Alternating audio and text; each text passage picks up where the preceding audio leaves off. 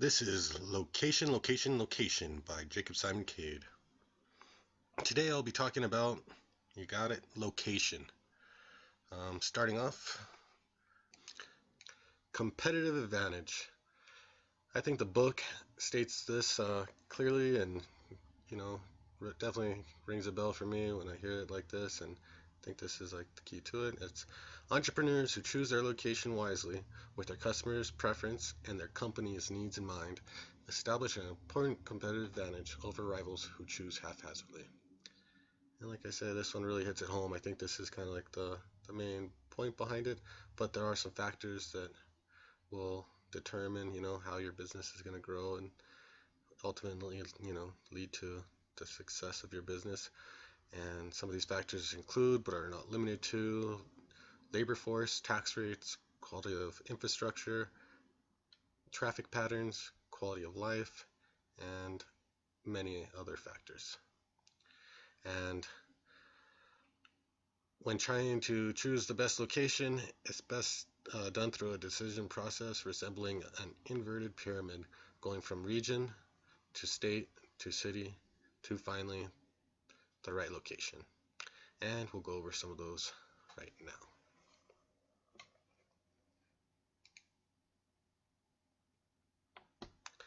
Choosing the right region.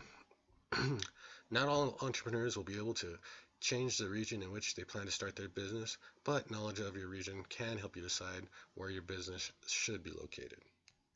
Regional selection is like taking a bird's eye view of your region, and why many early companies actually took helicopter and plane rides.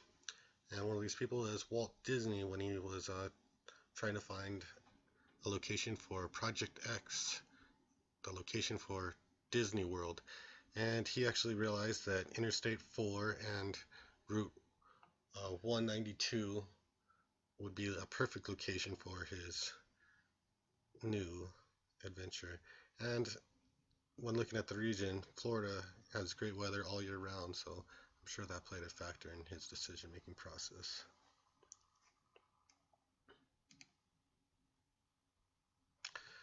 Choosing the right region continued.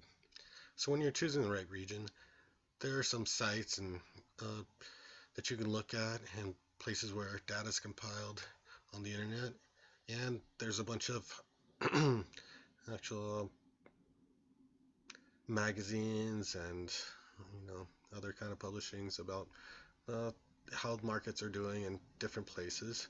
So these data sources are useful to find out information like population size, age, income, education level, employment level, occupation, ancestry, community times, as in if they're doing community events, it may kind of limit you from working or stuff like that, housing, and many other characteristics.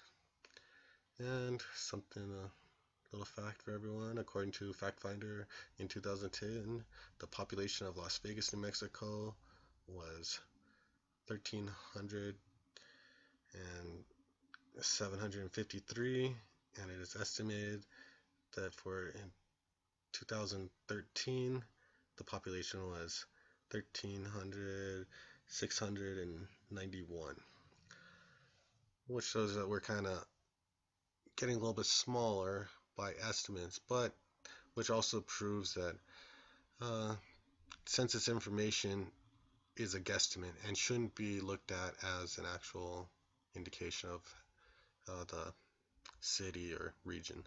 So it's just something to look at, but then again, you shouldn't base all your facts on census information. And it's because it's only done every 10 years. A lot of things change in that time. But these other publications, help out with the decision-making process. And I think that the census.gov or the fact finder too is a quick and easy one that anybody can use and find out useful information about their town or region. So moving on, once you found the right region, you're going to want to choose the right state. And every state has an economic development office working to recruit new businesses, so that's a good place to start. go to your state's website and check out what it is that they do, if there's any incentives for starting a business, and a lot of them have something. So it's a good place to start off. And when you're looking at the state, you're going to see if there's any laws, regulations, taxes, the cost of operation, the workforce ability, and incentives offered by the states. And it's noted here in the book that you should never underestimate incentives. And it seems like that incentives are actually what really comes down to, like the last decision-making factors is, incentives. If you get a good incentive, that can turn a bad spot and make it look good. So factors to consider when choosing a state include proximity to markets, proximity to raw materials, wage rates, quality and quantity of labor supply, general business climate, tax rates and internet access, and total operating cost. And we'll dive deeper into these now.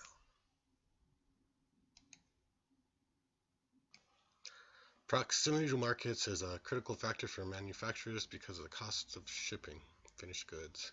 Service firms are also finding that would also be a critical factor is proximity, because if you're providing a service, you're not going to have to travel all over to find your clients. Proximity to raw materials. If your business relies on raw materials that are difficult to transport, it's advisable to locate your business near those materials. Wage rates. Wage rates vary from state to state and region to region. According to the Bureau of Labor Statistics, average hourly compensation for workers range from a low of $25.14 in the south to a high of $32.44 in the northeast. Labor supply. Preparing a job description and specifications in advance helps determine if the proposed labor pool is adequate. Education level, trainings, and experience determine the company's ability to fill jobs with qualified workers at reasonable wages.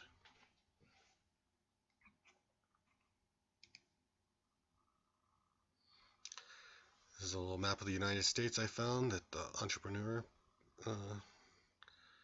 provided, and it shows that we have a D in the state of New Mexico as far as being how helpful our state is to small business. Not a shocker. Factors when choosing a state. The business climate. What is the state's overall attitude towards your kind of business? Are there any laws, regulations, imposing restrictions on how you operate? Does the state offer any small business support programs or financial assistance? And tax rates. What is the tax burden imposed on your business and individuals? How heavy are the state's property tax, income tax, and sales tax? And just some facts here. There's 6 states that impose no income tax and 3 that impose no corporate income tax. And I'm not sure which one is the newer one now, but looking it up, there's Alaska, Florida, Nevada, South Dakota, Texas, Washington, and Wyoming. And Tennessee and New Hampshire have limited income tax on individuals. And this is important to see what it is that you're going to be paying. So, internet access. It shows that there's about 95% of small businesses have internet access, but 40% of them are unsatisfied with it. And in today's market, we rely on the internet, and it gives you a lot of opportunities. So choosing a location that has good internet access could be the key to your success. Total operating cost. What is the overall cost of doing business in that state?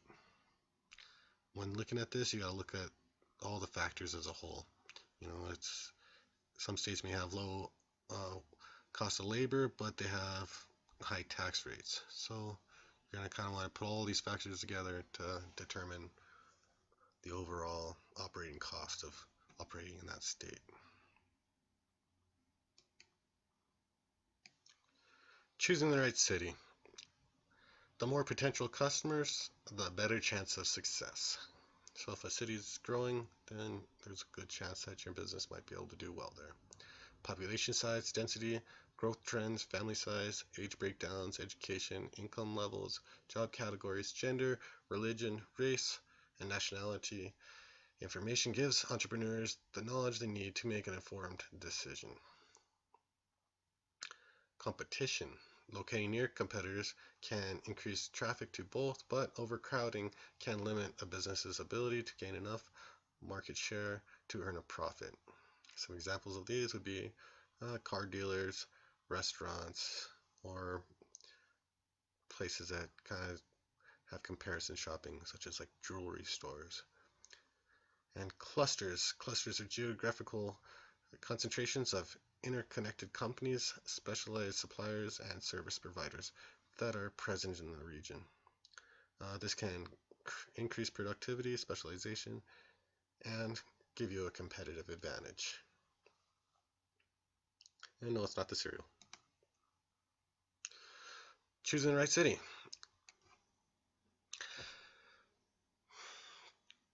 Comparability. It looks like it's supposed to be compatibility with your community. Does your business fit the community? Does the image fit? Laws, regulations. Regulations can affect many aspects of operation, from acquiring business licenses, building permits, zoning laws, and dumping fees, I guess. Too many rules can make it difficult to maintain your business. Cost of utilities and public services. These include your water, sewer, trash collection, and other necessary utilities. And you're going to want these at reasonable cost. If these services are not provided by, some entity, then all this cost will be imposed on you, and you're going to have to, put that into your equation. And we're almost done. Incentives. Many states, counties, cities offer financial and other incentives. These incentives can be the final decision maker. Companies should also be aware that there are sometimes clawbacks, provisions requiring repayment of all or some incentives if the company fails to create a minimum number of jobs or make a minimum capital investment. Quality of life. For many entrepreneurs, this will be, one of the major factors for you, is that does this location offer, the right quality of life? And in Austin, Boston, Seattle, San Francisco, Washington, Dallas, Minneapolis, and many other cities have become incubators for creative entrepreneurs because of their quality of life that they offer. So if you're looking for a nice place, you might look towards some of these cities. Choosing the right site. The right location combines all of the factors and to determine the best location. Rental and leasing rates also play a role in the decision making. The best location must feel right and create the right impression for your business. Say location is best done on the ground with a short list of potential sites, and this gives you valuable insight into the community, customers, competitors, suppliers, and an overall feel of the location. And this goes to that you'll never get a second chance to make a first impression. And thank you. Hope you enjoyed this video, and have a good day.